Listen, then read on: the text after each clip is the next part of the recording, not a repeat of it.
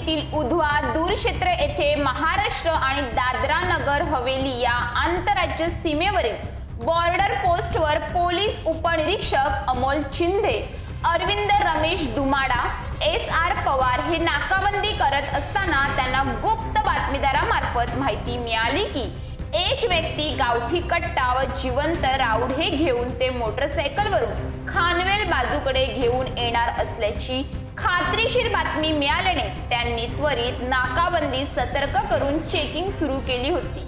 तर खानवेल बाजूकडून MH 48 AM 5046 या क्रमांकाची मोटरसायकल थांबून पोलिसांनी संशयित व्यक्तीची विचारपूस केली असता 50 वर्षे सुरेश वाजा पराड असे त्याचे नाव असून तो तलासरी येथील वडवली डोंगरीपाडा येथे राहणारा होता असे त्यांनी सांगितले। त्याची व त्याच्या मोटरसायकलची झाडाझडती घेतली असता त्याच्या कब्जात एक काळ्या रंगाचा लोखंडी गावठी कट्टा, अग्निशस्त्र व गावठी कट्ट्यामध्ये वापरात असलेले 2 जिवंत काडतूस असा एकूण 91,090 रुपये किमतीचा घातक शस्त्र विना परवाना जवळ बाळगले असताना त्याच्याजवळ मिळून आला।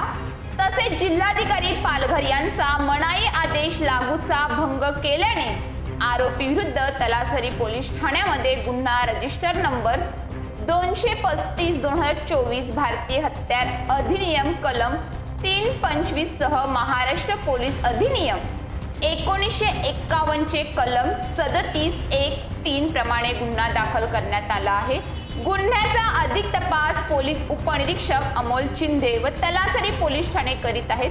आरोपी सुरेश वाजा पराड याच्याबाबत अधिक माहिती घेतली असता आरोपी हा रेकॉर्डवरील गुन्हेगार असून त्याचे पालघर व मीरा भाईंदर पोलीस आयुक्तालयातील विविध पोलीस ठाण्यांमध्ये अभिलेखावर एकूण 22 मालमत्तेविरुद्धचे घातक शस्त्रांसह दरोडा, जबरी चोरी, घरफोडी चोरी व चोरी असे गुन्हे दाखल आहेत। नमूद आरोपीचे गुन्हेगार टोळीवर सन 2011 मध्ये मनोर पोलीस ठाणे गुन्हा रजिस्टर नंबर 52/2011 या गुन्ह्यात महाराष्ट्र गुन्हेगारी नियंत्रण अधिनियम 1999 अंतर्गत कारवाई करण्यात आली आहे।